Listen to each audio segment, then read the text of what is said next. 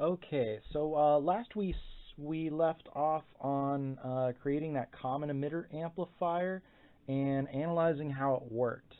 Now there is one more thing that I do want to cover before finishing, or this would be finishing up with our BJT amplifiers, and that's that we can have multiple stages.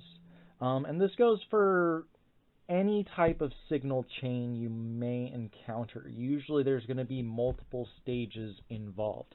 So in this setup, I have two common emitter amplifiers. If you notice, we have two BJTs, and we also have a voltage divider bias for that first BJT and a voltage divider bias for the second BJT. So each one of these is an amplifier by itself. And then we have our signal that's incoming, this AC voltage source with its output impedance modeled here. So this is the source of our signal. And we have these two common emitter amplifiers. They are connected to each other via one capacitor. So this capacitor again is there so that you can remove that DC offset and then adjust your signal back to the new bias for the second common emitter amplifier. Then we get to the output, and that eventually ties to our load. Okay, so we just set up two stages. Now, just like before when we had one amplifier, those two common emitter amplifiers that we had up here reduce down to these two generalized amplifier stages that we have here. Now, it's important to note each one of these stages has its own impedance on its input. So we have a ZN1 as well as a ZN2. And we have a ZOUT1 and we have a ZOUT2. Okay?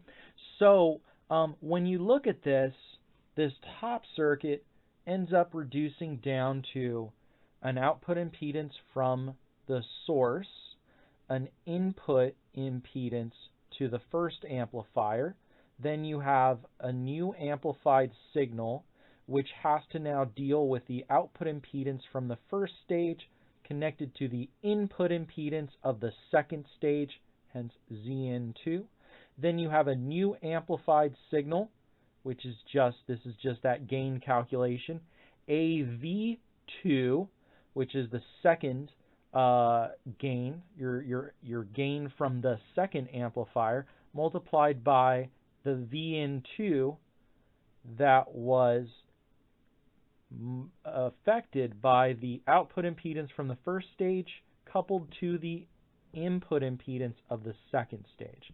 And then you have a ZOUT2, which then connects to our load. Okay, so we have the impedance is affecting the signal here, here, and here, right? Okay, so it's just like before. But before we just had a source, a load, and one amplifier. Now we just have two, so we have this extra affected voltage here where ZN1 feeding into ZN2 affects VN2 right there. And in fact, let me see if I can move my camera down just a little bit so that that's a little bit clearer.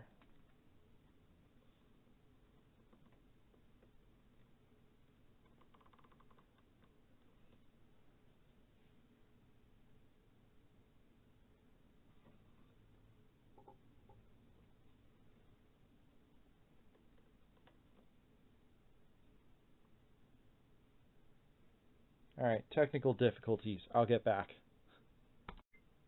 Okay, that should be a little better. Okay, so let's go ahead and notice how we calculate it. This is nothing new. This is what we did last lecture. We're just doing it a couple of extra times. So over here we have VN1. That's the first thing we're going to have to calculate. Well, of course, it's going to be the voltage from our signal multiplied by ZN1, the input impedance to our first amplifier stage, divided by the two impedances added together, Zn1 plus Zn2. So just the voltage divider equation multiplied by our signal. That gives us Vn1. Now, when we go to calculate Vn2, Vn2 is going to be equal to that amplified voltage, right? Vn1 times the gain of our first amplifier. And then this new signal, this new voltage here, is multiplied by the impedances by the voltage divider created by Zout1 and Zin2. So the input impedance of our second stage and the output impedance of our first stage. So that's why we get Zn2 divided by Zn2 plus Zout1. Okay, so that gets us this second voltage here. And then we get to the last part, Vout, the voltage drop across our load, or the applied voltage to our load. And that's just going to be Vn2, right, our voltage as affected by the impedances, multiplied by the gain of the second stage. That times, again, the voltage divider that's created between the load impedance and the output impedance from our second stage. Okay, so that's how you go ahead and take care of that. So no reason you can't have multiple stages, and that is actually the norm when we're doing applied circuits in most designs. Typically, you're going to have multiple stages, multiple things that affect the signal that are daisy chained together, where one feeds into the other one. Okay. So now, like I said before, so your amplifier gain is at the mercy of your impedance. So there's a couple of things that I want to elaborate on with the impedance. Okay, of course, there's our golden rule: always drive a high impedance input with a low impedance output. Now, I did throw that word low and high around. I did give some examples. 100 ohms, 200 ohms is kind of like low, whereas, 10K and above is considered high. So we have a little more formalized now. Generally speaking, when people say low Z, they're referring to less than 150 ohms. So if you have 50 ohms, or you have 10 ohms, or you have 30 ohms, 100 ohms, that's all low impedance. High impedance, 10K. Now, keep in mind, this is relative to what the low impedance was. If you had 10 ohms, yeah, 10K is pretty high. But if you're talking about, 200 ohms, 1K, now this high impedance doesn't seem so high. So the high impedance is kind of this broad, there's many different sort of, a large range that encompasses what people will regard as high Z. 10K, 1 mega ohm, 10 mega ohm, all of those. Definitely 1 mega ohm, 10 mega ohms, pretty high impedance.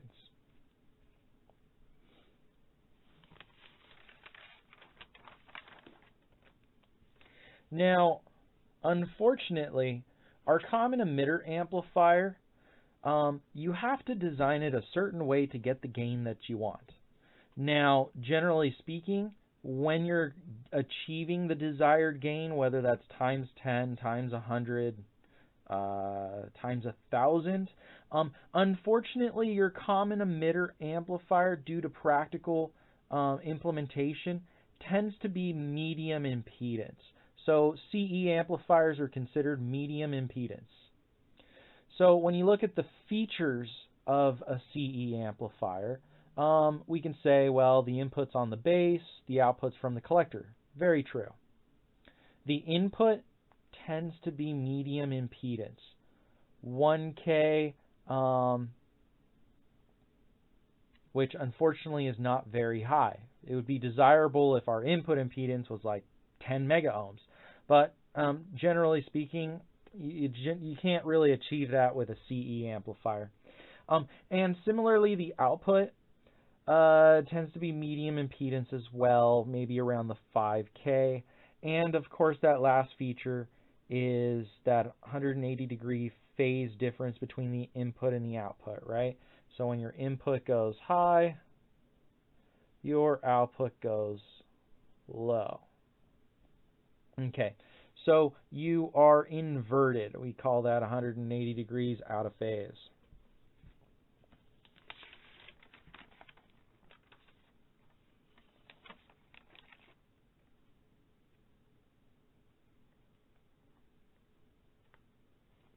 Now, there is another type of amplifier that I will show off. All the calculations for it have already been done, which is a common collector amplifier. Okay, it's also known as an emitter follower or a unity gain analog buffer. Okay, unity gain just means the gain is 1. So we actually don't get any gain out of this. So when you say amplifier, you're talking about making something bigger. Well, if we're not making the voltage bigger, what are we making bigger? Turns out we're making the current bigger. Because when you're talking about impedance, low impedance, let me write this up here, is the same as me saying can source a lot of I.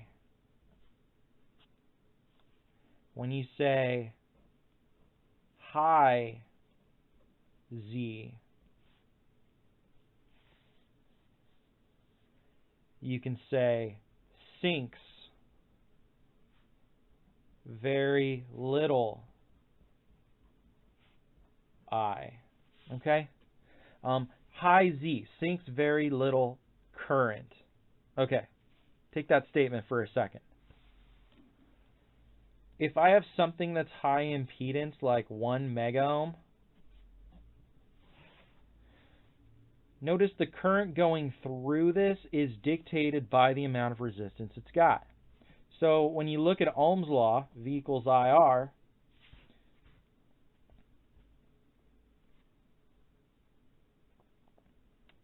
as our resistance goes up, given that the voltage stays the same, if our resistance goes up, our current goes down. They're inversely proportional, right? So when you say high Z, you're also saying I'm not going to use very much current. Okay? So sinks very little current. Similarly, low Z also means the same thing. The flip side of the same thing, sorry. Can source a lot of current. Okay? So our common collector amplifier, when we say unity, AV equals 1, we don't get any voltage amplification, but we do get current amplification. So this common collector amplifier tends to be pretty useful when you have a situation that you are trying to achieve that golden rule of driving a high impedance input with a low impedance output. Okay, so the common collector amplifier ends up yielding a high impedance input and a low impedance output, but it only gives you a gain of 1. So I stepped through the analysis technique that I showed in the last lecture to arrive at these equations. Here's how you go ahead and calculate Z in. R1 in parallel with R2 in parallel with beta plus 1 times Re prime, or the quantity Re prime plus that emitter resistor. Okay, this is the equation. You can step through that entire process. You'll derive these same things. Okay, our Z out is the emitter resistance in parallel with the dynamic emitter resistance, Re prime, And the voltage gain is equal to the emitter resistor divided by the dynamic emitter resistance plus the emitter resistance. And this ends up being about 1. It's not exactly 1. But notice you get RE divided by RE prime, which is a pretty low value. It almost ends up being negligible. And you end up getting 1. RE divided by itself, 1. So this is what we mean by unity gain. Anytime you hear unity gain, you're talking about an amplification with a gain of 1. Okay. Now, we also have this current gain, which tends to be about minus beta. Okay. So even though we don't have the ability to have any voltage gain with a common collector amplifier, we definitely get that current gain. And that's what gives us those two features, which is that the input tends to be very high impedance and our output tends to be relatively low for its impedance. So this ends up being a useful amplifier, especially when you put it in conjunction with a common emitter amplifier. So just like we did the multiple stage with the two common emitter amplifiers, you could put this after a common emitter amplifier, and now you've taken that medium output impedance and turned it into a much lower impedance, which is what you want in order to hopefully abide by that golden rule. Okay?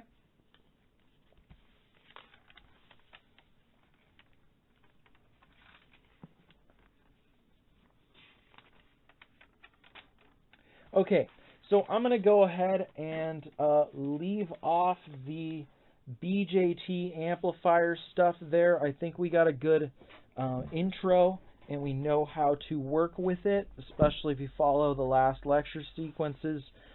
You can really do quite a bit with just a couple of transistors. Now we're going to get into another type of transistor. This is known as the field effect transistor. Okay? Now notice the schematic symbol. This is quite a bit different looking than our BJT. However, this still is a transistor. And we'll go over the functionality of it, where it's useful.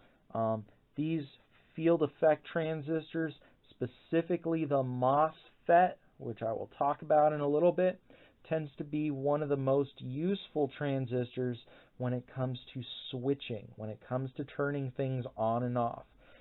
As computer engineers working on embedded systems, we do those types of switching applications all the time. And so this Mosfet, or FET in general, is the building block of all our digital circuitry and is amazing for switching things on and off.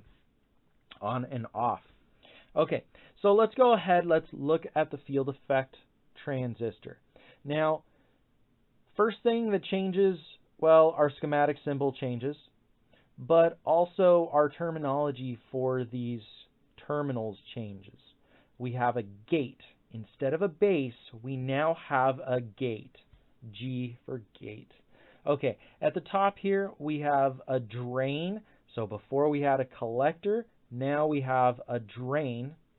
And at the bottom here we have a source instead of an emitter. Okay, so S for source. So now this current that is being controlled is referred to as the drain current, or I sub D. Okay, and the main feature of a field effect transistor is current is controlled by a voltage. Now think about that for a second. For your BJT, current is controlled by a current. Okay, so for a BJT, the word up here just changes to current. But when we're talking about field effect transistors, and more commonly later on MOSFETs, you're controlling this main current by a voltage. So it's purely the voltage that's on the gate. If you notice, we don't have that base resistor here anymore. It's not needed. Okay. Now, similarly, just like with the BJT, we had two flavors of it, your NPN and your PNP. We have two flavors of FETs.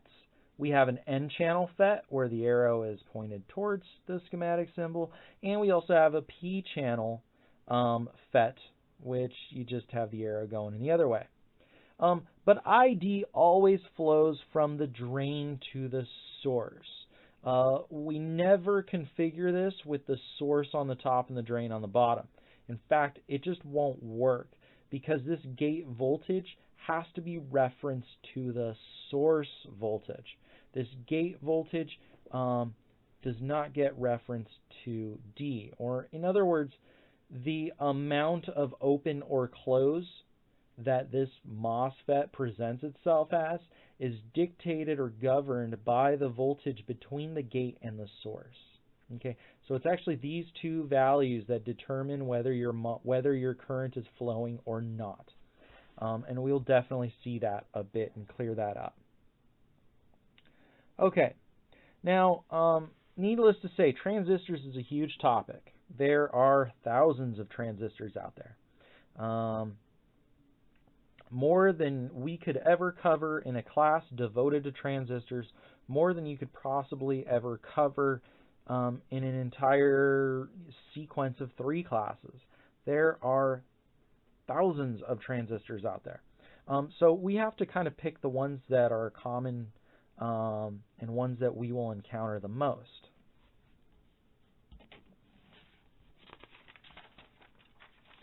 So kind of to show the family of field effect transistors. So FET, field effect transistors. And we have 2 subcategories of FETs. Your first one is your JFET.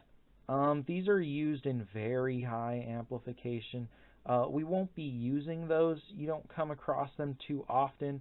Sometimes they're used in sensors, and they're designed by the manufacturer as having a JFET inside. A good example of this are those little microphones, those little Lect microphones that people use for a lot of hobby electronics projects. Those actually have a little JFET built into them because the output signal generated by your voice is so low, such a small voltage that gets created on that diaphragm. They need a lot of amplification. So they use JFETs for those. And of course, in that junction field effect transistor, there's the 2 flavors of an N channel and a P channel. More common and more useful to us is the Mosfet. Mosfet stands for metal oxide semiconductor field effect transistor. A little bit of a mouthful. The metal oxide is actually used in the construction of these things. So MOSFETs are constructed on a silicon substrate, and you actually grow this metal oxide as an insulation layer, and we'll be seeing that in a minute. Now, you have a D MOSFET, which is a depletion type, as well as an E MOSFET, which is the enhancement type. We'll be using and talking about the E MOSFET. That's the one we tend to encounter most often. And of course, we have our 2 flavors, our N channel, which is kind of synonymous with an NPN, and our P channel, which is kind of synonymous with our PNP transistors. Okay. So from here on out, our E MOSFET, I'm just going to call it a MOSFET. Now, here's how you go ahead and construct one of these things. Okay, so you have some silicon substrate. You dope it with P, and then you dope it again with N. And you create these 2, we call them wells. Okay, so we've created these 2 wells with a P area between the two of them. Now here's where that name metal oxide comes from. The gate, or input, you can think of this as the input to the transistor. The gate is conductive. Over here, this is conductive.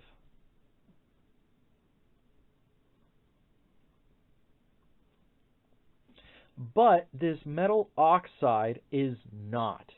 Okay, so this metal oxide layer that's actually been grown from the silicon acts as an insulation between the gate and the whole body of this transistor.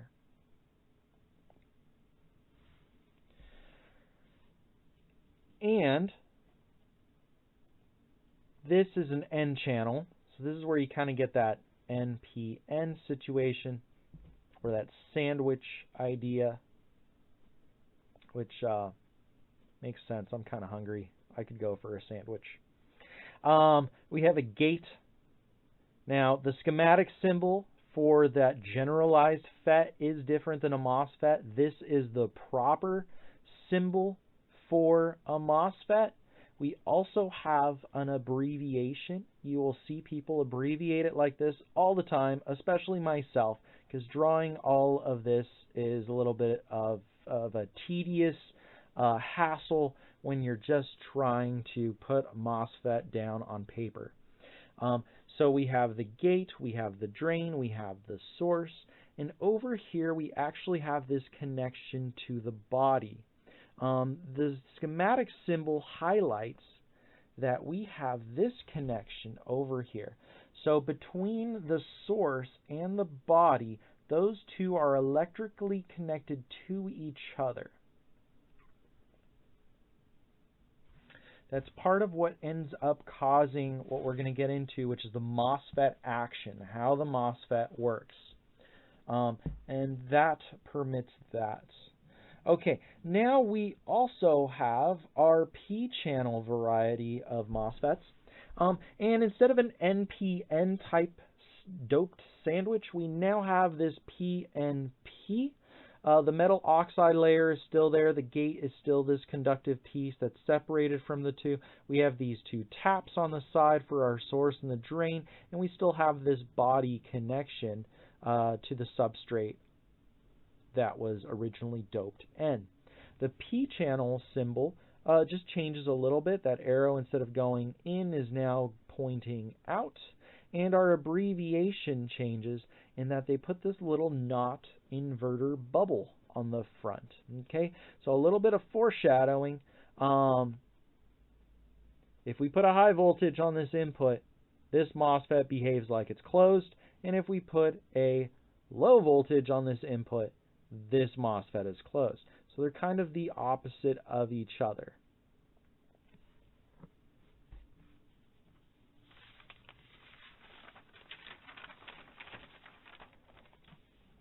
Okay, let's talk about this MOSFET action. Okay, what's happening here? Okay, so in this N region over here, we have free electrons. And similarly, this N region, we have free electrons. The gate, we're going to go ahead and tie that to our voltage. And common is this source, which is connected to the negative side of this voltage source. And similarly, we're applying a voltage to the drain so that we can cause a current to flow through this transistor. Okay, so we have free electrons here, and actually free holes in this P region. Now in this case, I said our voltage being applied to the gate is 0 volts. Don't mind my notes to myself. Okay, and so in this case,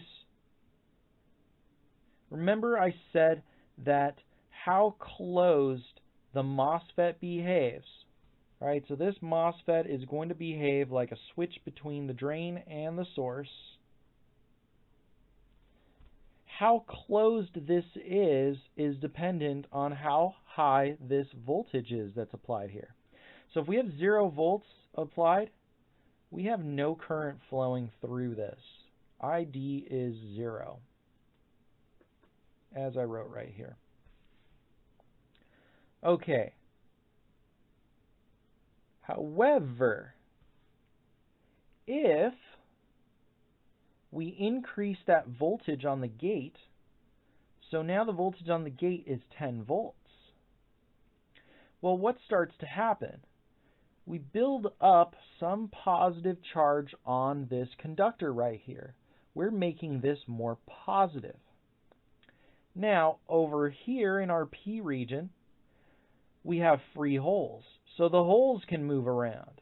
So what ends up happening is those holes, via the electromagnetic force, get repelled into the further part away from the body, and we are left with some negative over here, and we call this the inversion layer. Now, once we've pushed this positive holes all the way to the back here, we now have allowed current to start flowing through, or we're allowing E's to start transmitting and move from the source to the drain. Those are the E's. Remember, this is electron flow. The conventional current is still going downward.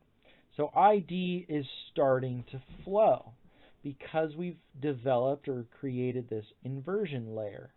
Okay, so in this case, we have about a moderate amount of drain current. I'm just keeping this quite general. Okay, now we go ahead and let's go ahead and increase that voltage on the gate to 20 volts. Well, now we have a lot of positive charge here. All the holes that could possibly get moved are now moved even further, and we've created a wider inversion layer, which allows more electrons to flow, which means we have the most drain current that we possibly could going from the source to the drain. I said that backwards. Max ID flowing from the drain to the source. Okay. But notice that the only thing that dictates the amount of drain current is the voltage between the gate and the source. So we're talking about the voltage difference between here and here. Okay? So the voltage between the gate and the source.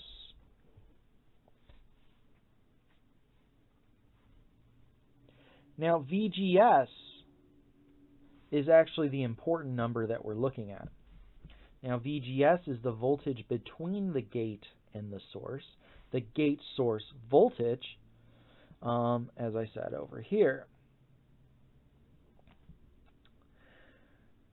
Now, we need to know at what point our Mosfet will actually behave like a closed switch. That is, after all, the point of this Mosfet. We want to control current going through it. So we want it to behave like it's open or it's closed. So we have a characteristic that comes from the data sheet for any Mosfet that you purchase, and it's called the gate source threshold voltage.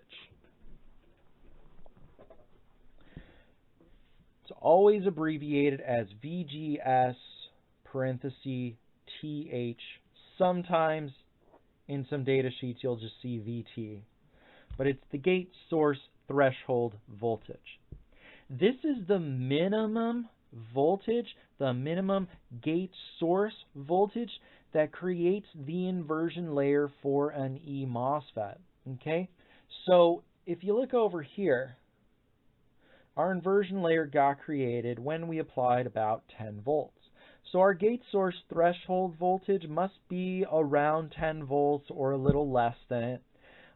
And the voltage that's applied has now exceeded that gate source threshold voltage. So I can go ahead and just say VGS must be greater than or equal to VGS TH. Okay. Um, so that's the minimum voltage.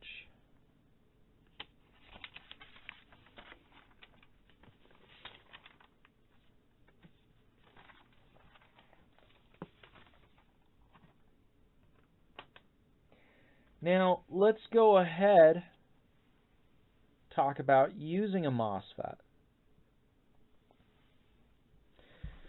Now, the most applications of MOSFETs for us, relevant to us as computer engineers, is when you're using some type of digital device to control the flow of current through something, some load.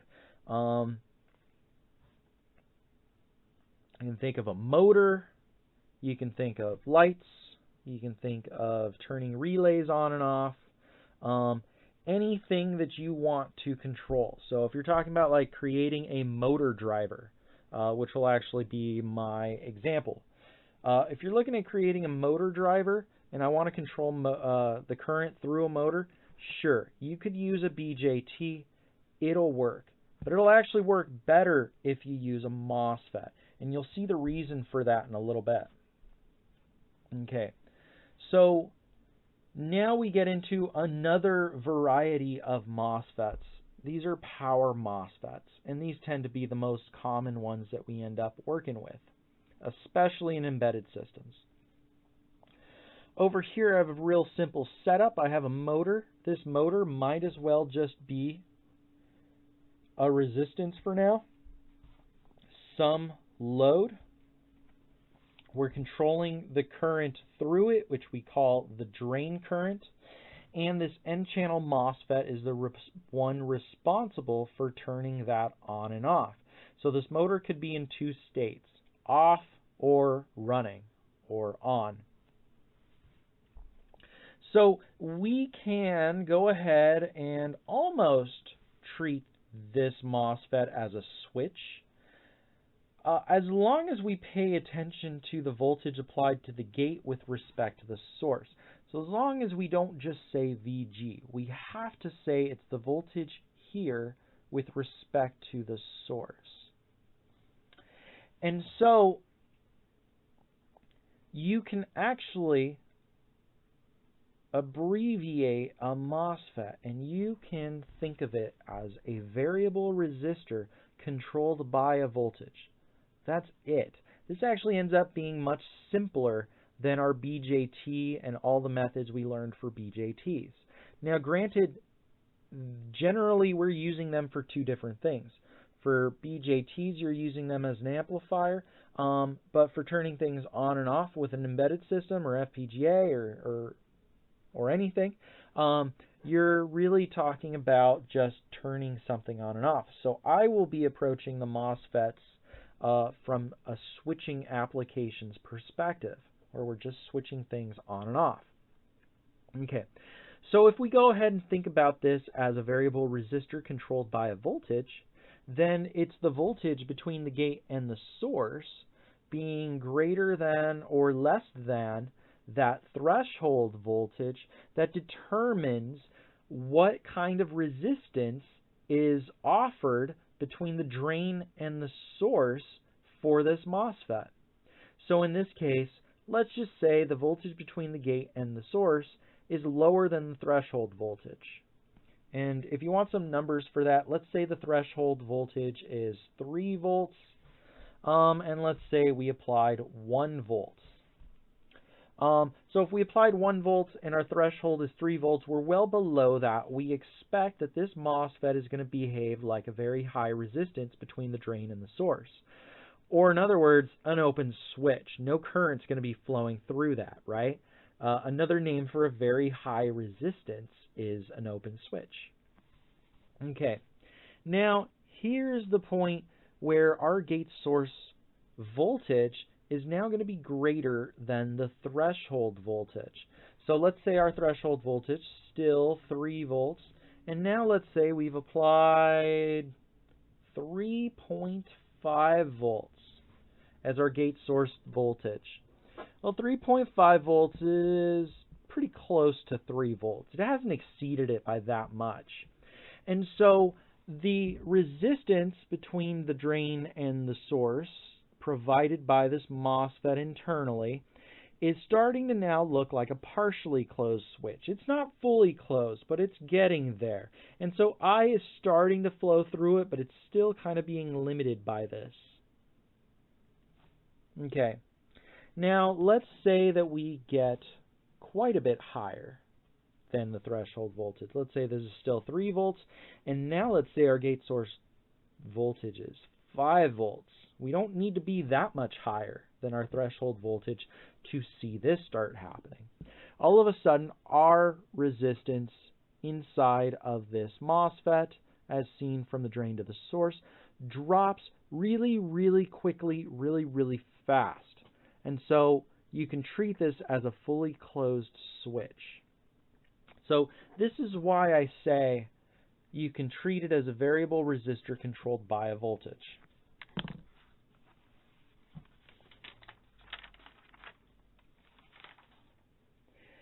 Now, great. We're being very general. How much resistance, you might ask? Well, when you look up in the data sheet for any MOSFET, they actually tell you what that value is. They call it the resistance between the drain and the source in the on state. In fact, people just say RDS on. Okay, that's the resistance from the drain to the source when the MOSFET is on, or in other words, saturated. There's a lot of parallels to BJTs. After all, the MOSFETs and BJTs are both transistors. So you can refer to this as it being saturated. Saturated meaning fully closed, or as on as it's possibly going to get. Okay. Now, the nice thing about RDS on, and let's go ahead and look at a real MOSFET here. RDS on, the resistance between the drain and the source when the transistor is on, 0.1 ohms. That is not a typo. It is low. And the data sheet for this specific part, an IRLZ 24, 0.1 ohms when the gate source voltage is equal to 5 volts. RDS on equals 0.14 ohms when the gate source voltage is 4 volts. Now, take a look at the threshold voltage between the gate and the source, or I should say the gate source threshold voltage. This is the value that the gate source voltage needs to exceed in order for this transistor to begin and ultimately be saturated. Now, the data sheet goes ahead and says typical, usually, under most circumstances, your gate source threshold voltage is 1. However, in the worst case scenario,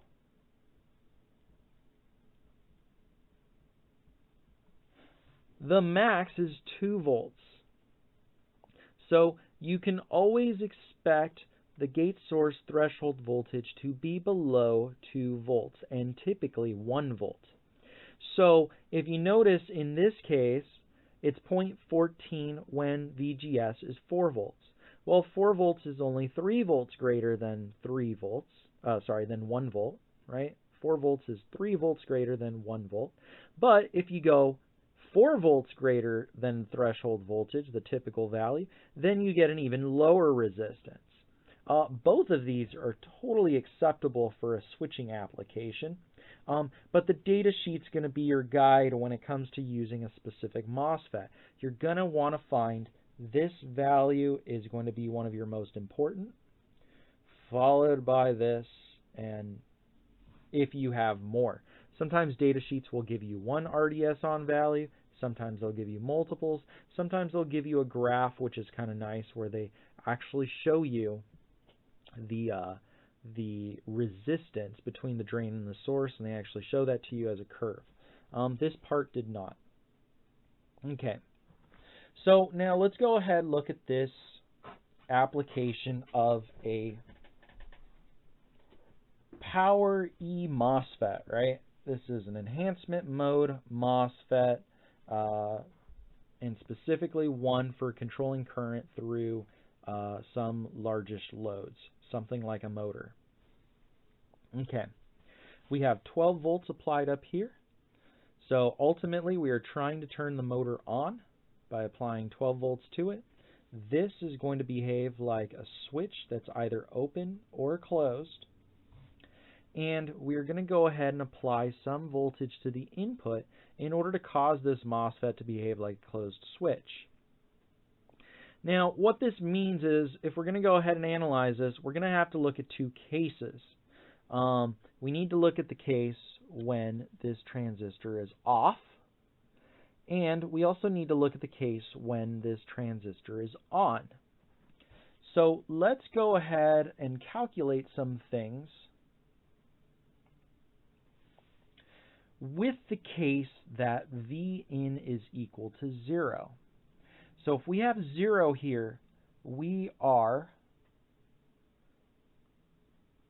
know that we are much less than this threshold voltage. So we don't expect this MOSFET to behave as though it's on. It should act like it's off. Now, first thing that we do want to calculate, we need to calculate the voltage between the gate and the source.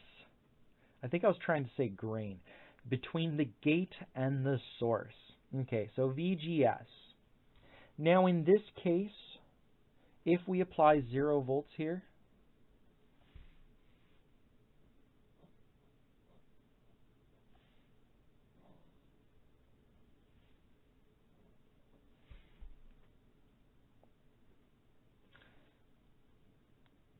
VGS is going to be the difference between the gate and the source.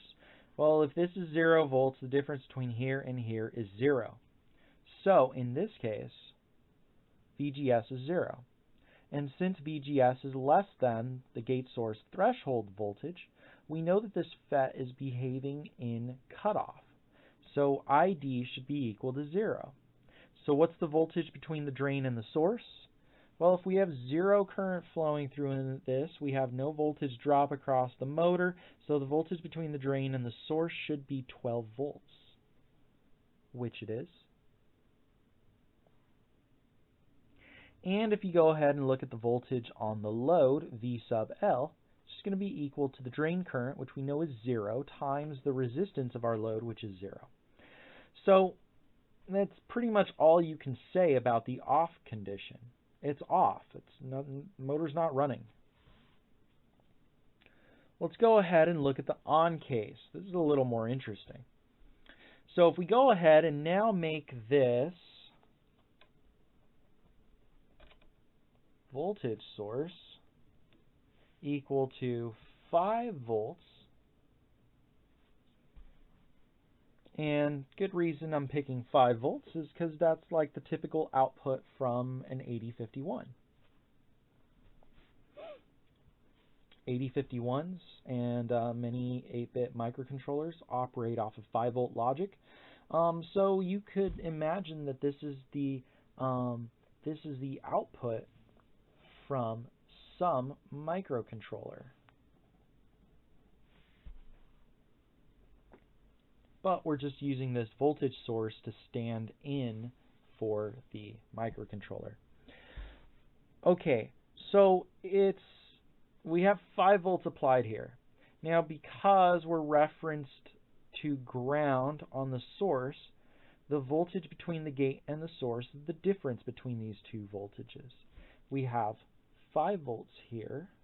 We have 0 volts here. Well, 5 minus 0 gives us 5 volts. In fact, I prefer to write it this way. VGS equals VG minus V sub S. The voltage on the source is 0. The voltage on the gate is 5. So VGS equals 5 volts minus 0 volts equals 5 volts. Okay, now here's the thing.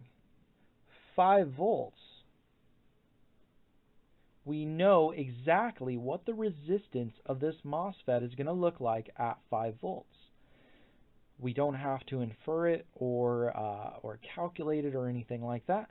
We already know that it's going to act like a 0.1 ohm resistance between the drain and the source when VGS is equal to 5 volts.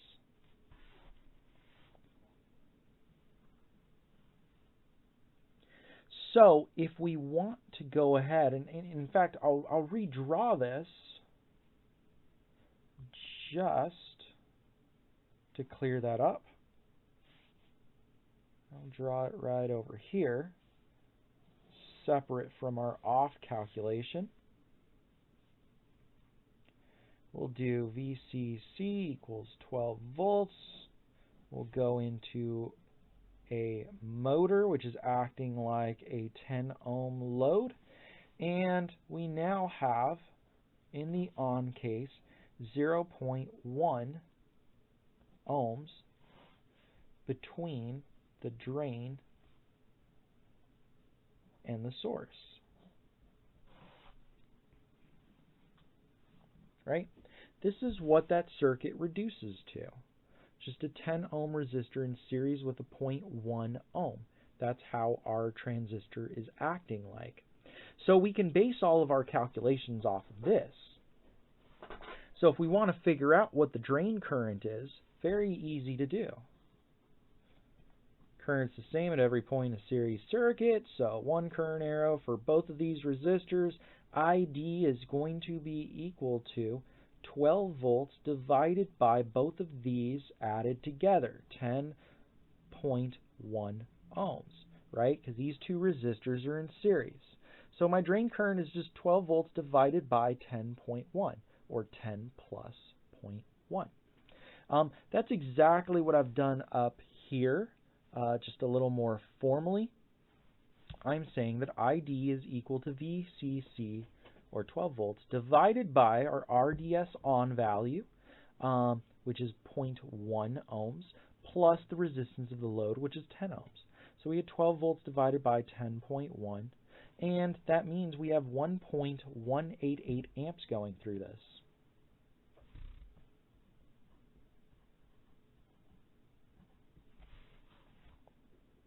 Okay, everything else we can just calculate off of there. If we want to know the voltage between the drain and the source, you just do your drain current times that one RDS on value, right? So if I wanted to know the voltage between the drain and the source, just take 1.188 amps times 0.1 ohms, and you get 0.119 volts. If you want to know the voltage across the load, it's just going to be ID times the resistance of the load, 11.88 volts. Now here is where I think I can show off why a MOSFET is inherently going to be much better for this application than a BJT. It has to do with the voltage between the drain and the source. When you look at a BJT,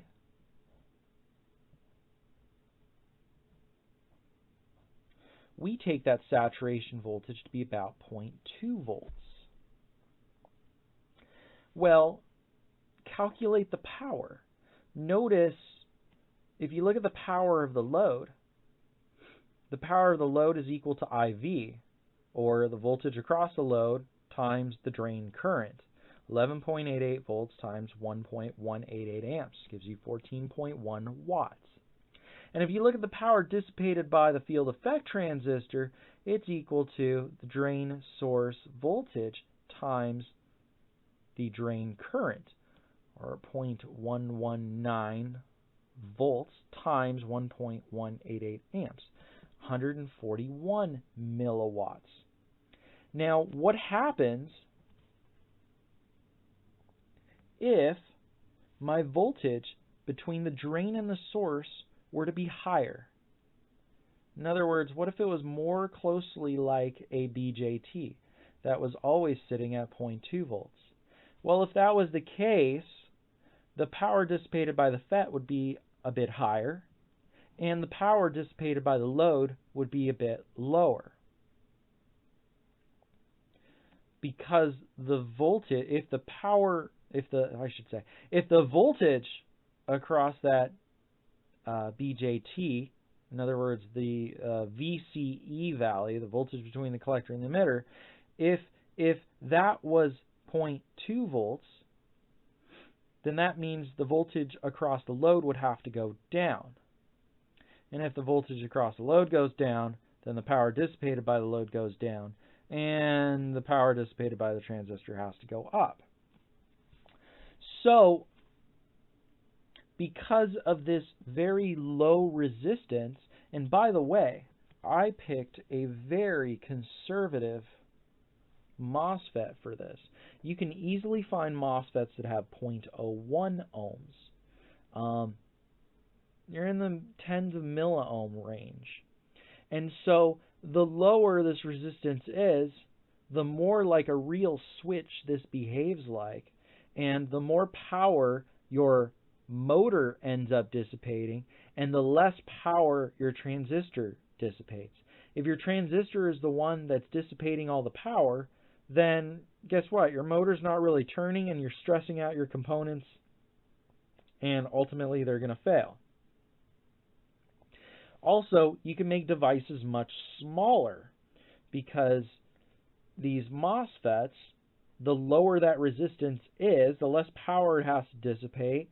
That means my package gets to be smaller.